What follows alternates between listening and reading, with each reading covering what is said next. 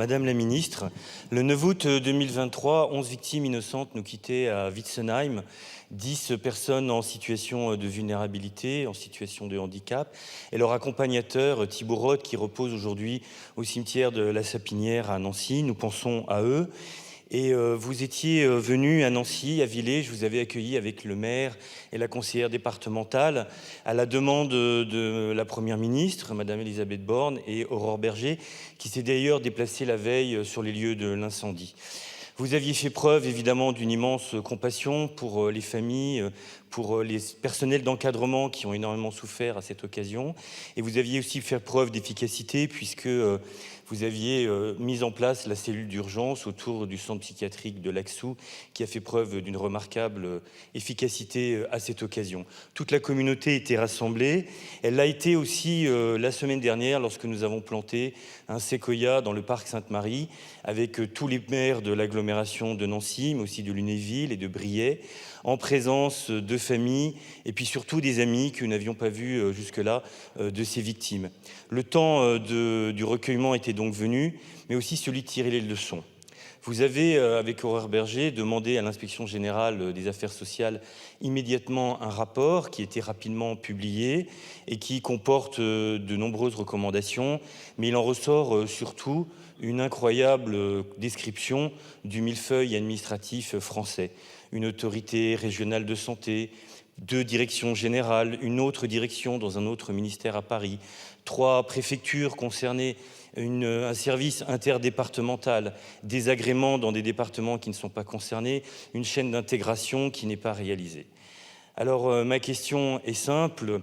Il est délicat de tirer des conclusions, surtout si elles étaient hâtives, surtout si elles revenaient à réduire le droit aux vacances et aux congés. Une enquête pénale est en cours.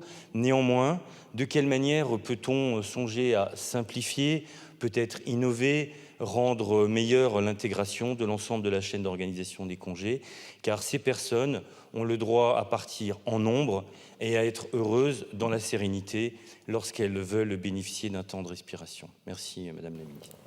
Monsieur le député Emmanuel Lacresse, tout d'abord, permettez-moi de saluer la mémoire des 11 personnes décédées lors de ce drame, de cet incendie à Witzenheim, et d'avoir une pensée pour leurs familles et leurs proches. Et effectivement, j'ai pu échanger avec les familles. Nous étions tous les deux ensemble et nous avons ensemble partagé cette douleur immense.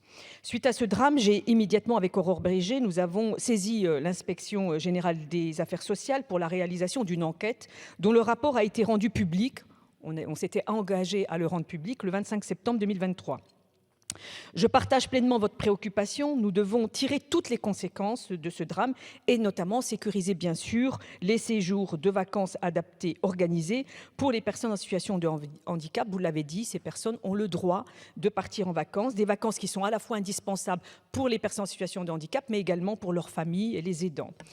Par ailleurs, j'ai lancé une deuxième mission IGAS qui est en cours afin d'identifier les modalités d'organisation et de fonctionnement donc des vacances adaptées organisées et de proposer le cas échéant des perspectives d'évolution à engager. Mais j'ai bien compris qu'il fallait aussi faire preuve aussi de simplification tout en garantissant aussi la sécurité.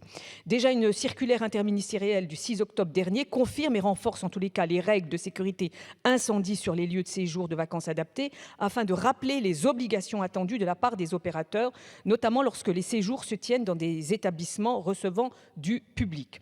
Désormais, pour attester du respect de leurs obligations, parce qu'il nous faut quand même sécuriser les choses, il est demandé aux organismes agréés de transmettre de nouveaux justificatifs pour compléter leur déclaration de séjour, tels que l'arrêté du maire ou la preuve du dernier passage de la commission conformité de moins de 5 ans. À défaut, je le dis, de transmission de ces justificatifs, les services des directions départementales de l'emploi, du travail et des solidarités peuvent mettre en demeure l'organisateur de produire ces pièces et peuvent proposer au préfet une annulation des séjours en cas de non-transmission. Face au drame de Witzenheim, la réponse de l'État était bien sûr rapide pour assurer à la fois la sécurité du dispositif des vacances adaptées, mais aussi le maintien des séjours de vacances, bien sûr dans l'intérêt des personnes en situation de handicap. Mais j'ai bien entendu, monsieur le député, votre remarque concernant à plus de simplification. On est face à un millefeuille administratif très souvent. Merci. Merci Madame la Ministre pour votre réponse extrêmement complète. Vous avez souligné combien vous avez déjà pris des mesures, notamment sur un des 3 aspects, qui est celui des établissements recevant du public, qui est un peu le cœur du sujet, même s'il est largement couvert par le sujet de l'enquête judiciaire, donc nous n'en parlerons pas. En revanche, sur les 2 autres aspects, qui est celui de l'agrément, il est évident que, vous l'avez souligné, des progrès rapides peuvent être effectués, mais de manière plus profonde, il est certain que c'est la chaîne d'intégration de l'organisation, de la vie complète, de la prise en charge de ces personnes dans des organismes de très grande taille qui couvrent à la fois la Meurthe-et-Moselle, la Moselle dans l'espèce dont nous parlons, qui est au cœur du sujet.